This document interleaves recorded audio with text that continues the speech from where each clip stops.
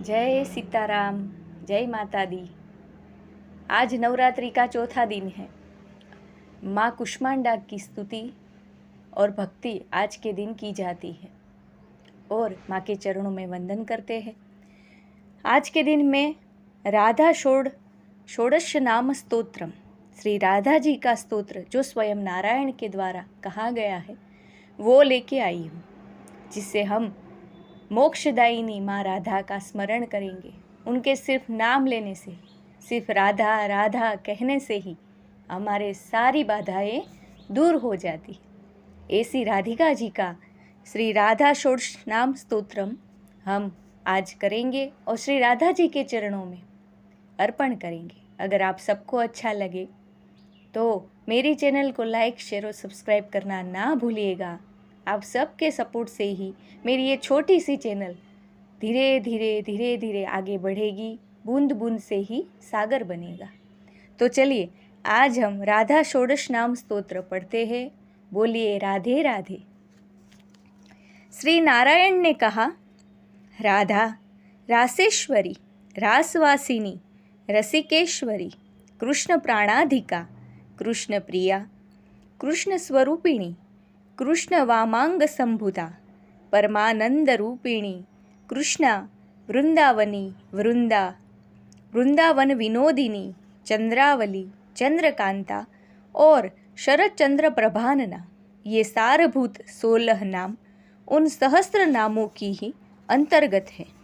राधा शब्द में धा का अर्थ है संसिद्धि यानी निर्वाण तथा रा दानवाचक है, जो स्वयं निर्वाण यानी कि मोक्ष प्रदान करने वाली है, वे राधा कही गई है। रासेश्वरी की ये पत्नी है, इसलिए इनका नाम रासेश्वरी है। उनका रास मंडल में निवास है, इससे वे रासवासिनी कहलाती है।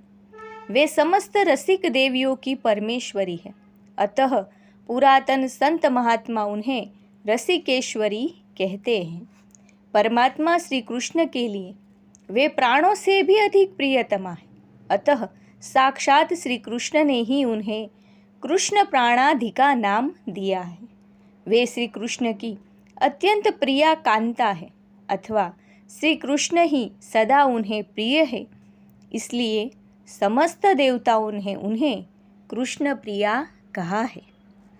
वे श्री कृष्ण रूप को लीलापूर्वक निकट लाने में समर्थ है तथा सभी अंशों में श्री कृष्ण के सदृश है, अतः कृष्ण स्वरूपिणी कही गई है। परम सती श्री राधा श्री कृष्ण के आधे वाम भाग से प्रकट हुई है, अतः श्री कृष्ण ने स्वयं ही उन्हें कृष्ण वामांग संभूता कहा है। सती श्री राधा स्वयं परमानंद की मूर्तिमती राशि है, अतः श्रुतियों ने उन्हें परमानंद रूपिणी ही की संज्ञा दी है। कृष्ण शब्द मोक्ष का वाचक है, हण उत्कृष्टता का बोधक है और आकार दाता के अर्थ में आता है। वे उत्कृष्ट मोक्ष की दात्री है, इसलिए कृष्णा कही गई है। वृंदावन उन्हीं का है, इसलिए वे वृंदावनी कही गई है, अथवा वृंदावन की अधिदेवी होने के कारण उन्हें ये नाम प्राप्त हुआ है। सखियों के समुदाय को वृंद कहते हैं और अकार सत्ता का वाचक है। उनके समूह की समूह सखिया है, इसलिए वे वृंदा कही गई है। उन्हें सदा वृंदावन में विनोद प्राप्त होता है, अतः वेद उनको वृंदावन विनोदिनी कहते हैं।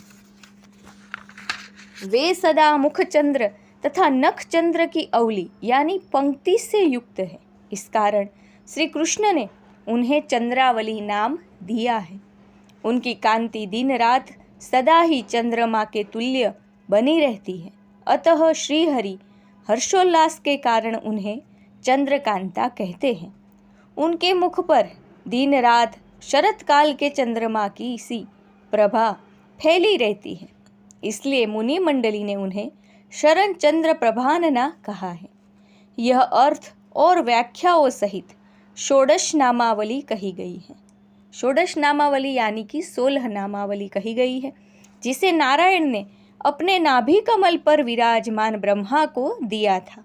फिर ब्रह्मा जी ने पूर्व काल में मेरे पिता धर्मदेव को इस नामावली का उपदेश दिया और श्री धर्मदेव ने महातीर्थ पुष्कर में सूर्य ग्रहण के पुण्य पर्व पर देव सभा के बीच मुझे कृपा पूर्वक इन 16 नामों का उपदेश दिया था।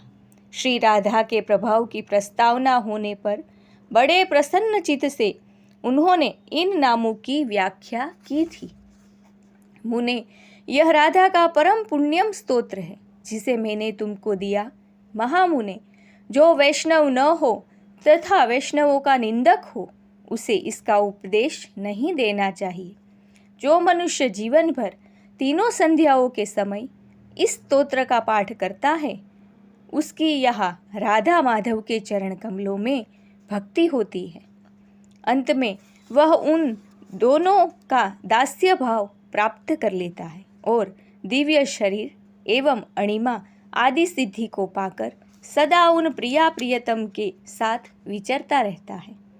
नियम पूर्वक किए गए संपूर्ण व्रत, दान और उपवास से, चारों वेदों के अर्थ सहित पाठ से, समस्त यज्ञों और तीर्थों के विधि बोधित अनुष्ठान तथा सेवन से, संपूर्ण भूमि की 7 बार की गई परिक्रमा से,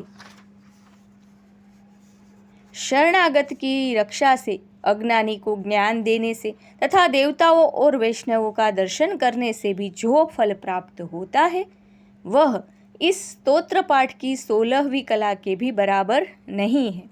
इस स्तोत्र के प्रभाव से मनुष्य जीवन मुक्त हो जाता है, यानी कि श्री प्रभु के चरणों में उसे दास्य भाव प्राप्त होता है और उनके चरणों में निवास होता है।